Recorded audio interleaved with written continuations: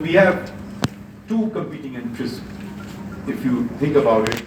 The two competing interests in Pakistan is the will of the majority and the concept of federalism. Because Punjab is the most populous province, Balochistan is the least populous province.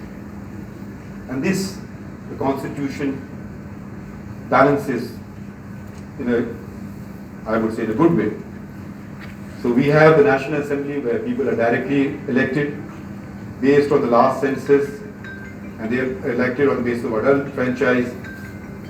The seats are allocated to the province and the federal capital on the basis of population in accordance with the preceding census, and this is Article 51 of the Constitution. I have distributed some papers and the references I won't read because I tried to put those in as well. Presently, the National Assembly has 336 seats, 266 general seats, 60 seats are reserved for women and 10 seats for non-Muslims. However, in the Senate, every province has equal representation of 26 senators each, out of which 4 seats are reserved for women, 4 for technocrats or ulama, and 1 for a non-Muslim. Senators representing the province are elected by the members of the provincial assemblies. The federal capital has 4 senators, of which 1 is a woman and 1 a technocrat or an alim, and these senators are elected by the members of the National Assembly.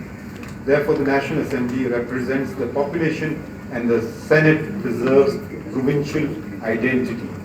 So it's some sort of a marriage which has worked well for Pakistan. The balance amongst the federating units is also reflected in a number of other constitutional bodies.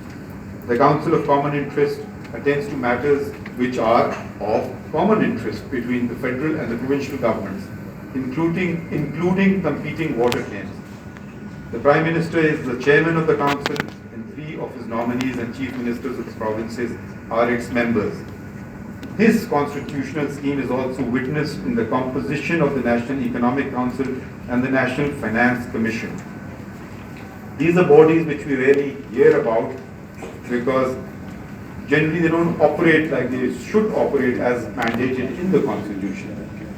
The National Economic Council reviews the overall economic condition of the country and formulates plans with regard to financial, commercial and economic matters. The Prime Minister is the chairman of the National Economic Council and appoints 4 of its members. So we have the Prime Minister and 4, so that makes 5 members, and 4 chief ministers and 1 nominee of each of them are its other members. So that's 4 provincial chief ministers plus 4, that make 8. So if you see, it's tilted in favor of the provinces here. The National Finance Commission recommends how taxes, grants, loans and finances are to be distributed.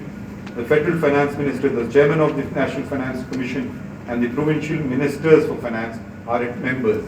So another attempt at federalism, balancing the will of the people with the interests of the federating units.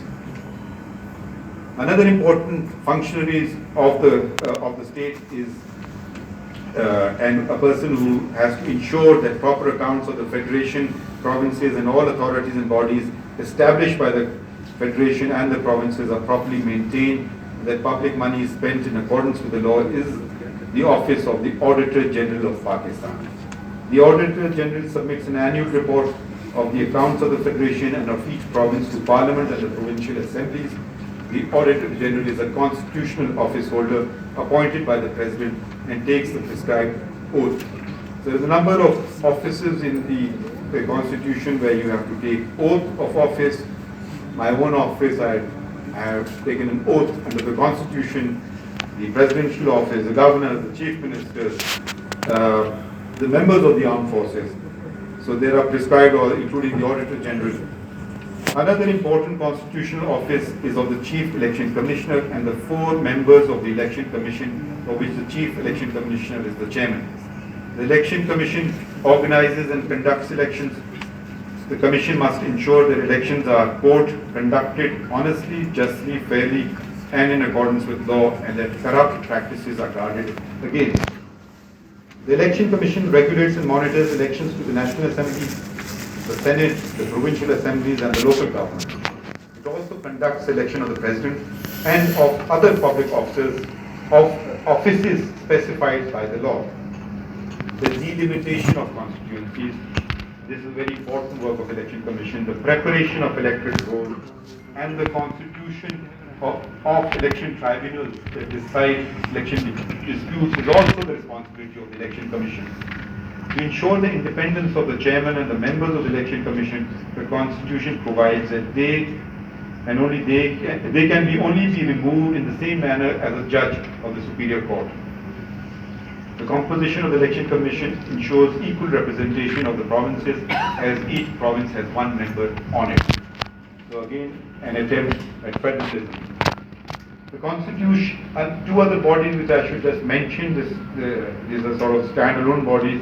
The Constitution mandates that all existing laws, and this was in 1973, be brought in conformity with the injunctions of Islam, and no law should be enacted which is contrary to the injunctions of Islam. The Council of Islamic Ideology can comprise of up to 20 members who are appointed by the President of Pakistan. It can make recommendations with regard to any law being contrary to the injunctions of Islam. However, after the setting up of the Federal Sharia Court, its importance has been reduced, because now the Federal Sharia Court has a power to strike down any law which is contrary to the injunctions of Islam. This is a power which was not vested in the Council of Islamic Ideology. It has been introduced in the Federal Sharia Court, and this introduction was during General Zia's time. There is the other body, which is a very significant body, which one doesn't really hear much about, are the commissions. And these are persons who are appointed to the service of Pakistan. The term service of Pakistan is mentioned in the Constitution. They are selected by the Federal Public Service Commission or the Provincial Public Service Commission. The chairman of the Federal Public Service Commission is appointed by the President on the advice of the Prime Minister. The chairman of the Provincial Public Service Commission are appointed by the governors on the advice of the chief ministers of their respective provinces. Now I come to the institution which I